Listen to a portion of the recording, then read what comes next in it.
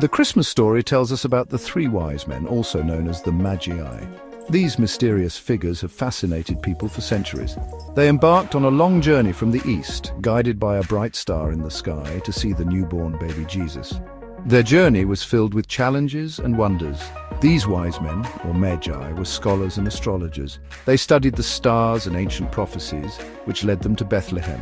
One of the Magi was King Gaspar. He's often depicted wearing a green cloak and a gold crown.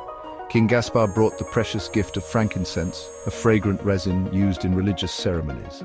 Frankincense is a special incense that has been valued for its sweet aroma and its use in worship for thousands of years.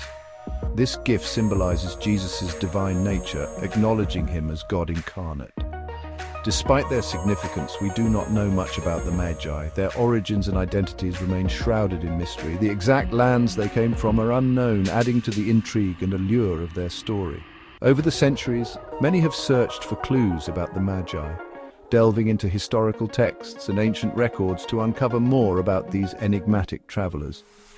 The star they followed, often called the Star of Bethlehem, has been a subject of much speculation and study. Some believe it was a comet, while others think it was a planetary conjunction. Regardless of the specifics, the journey of the three wise men remains a powerful symbol of faith, dedication, and the search for truth. Ophir is an ancient land mentioned in the Bible. It was famous for its gold. Ophir is called the Island of Gold in some stories. People believed it was in the east. Maybe it was in India or even farther away. Some people said Gaspar was a king in Ophir. He was very rich, but he was also wise and good. He wanted to find the true king of the world.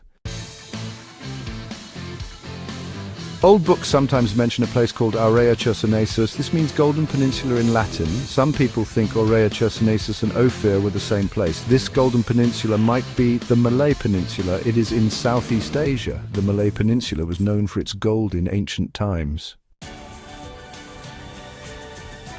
Section 4. Josephus Flavius, Jewish historian. Josephus Flavius was a Jewish historian. He lived in the 1st century AD. Josephus wrote about the Jewish people and their history. He also wrote about other lands and people.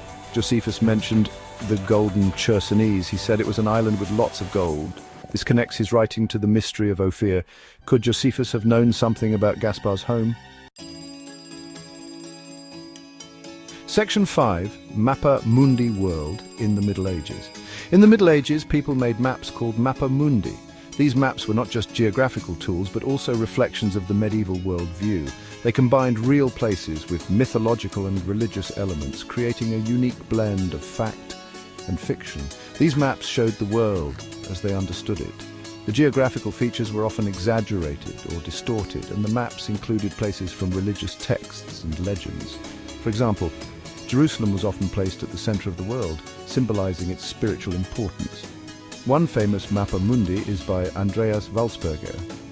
Walsperger was a German cartographer who created his map in the mid-15th century. His work is notable for its detailed depiction of both real and imagined places. He made it in the 15th century. During this time, map-making was a complex and labor-intensive process. Cartographers like Walsperger used a variety of tools and techniques to create their maps, often working in workshops with other scribes and artists. Walsperger's map shows Ophir in the east. Ophir was a legendary land mentioned in the Bible, believed to be rich in gold and other treasures. Its exact location was a mystery, and it was often placed in distant, unexplored regions on medieval maps. It is far away beyond India. This placement reflects the medieval fascination with distant and exotic lands. Travelers and explorers of the time were eager to discover these places, driven by tales of wealth and adventure. This shows how people in the Middle Ages thought about the world. Their maps were not just practical tools, but also expressions of their beliefs, hopes, and imaginations. They combined knowledge with speculation, creating a rich tapestry of the known and the unknown. They believed in distant lands full of mystery and wonder. These maps are a testament to the medieval spirit of exploration and curiosity, capturing a time when the world was still full of uncharted territories and endless possibilities. Section 6. A Journey of Faith. Conclusion. King Gaspar's journey was a journey of faith. He embarked on this long and arduous path driven by a profound belief in the prophecy of a newborn king. The desert was vast and the nights were cold, but his faith never wavered. Each step he took was a testament to his unwavering commitment and trust in the divine message he had received. He traveled a great distance to see Jesus. The journey was not just physical but also spiritual. As he moved from village to village, he encountered various people and cultures, each adding to the richness of his experience.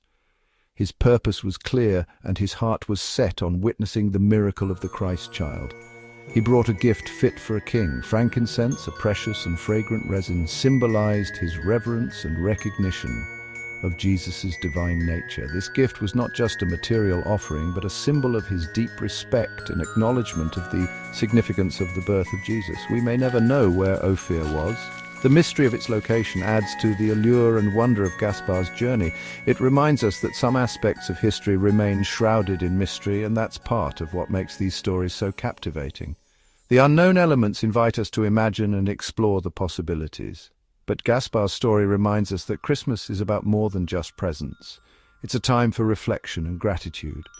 As Gaspard sat by the fire, he reflected on the significance of his journey and the profound impact of the birth of Jesus.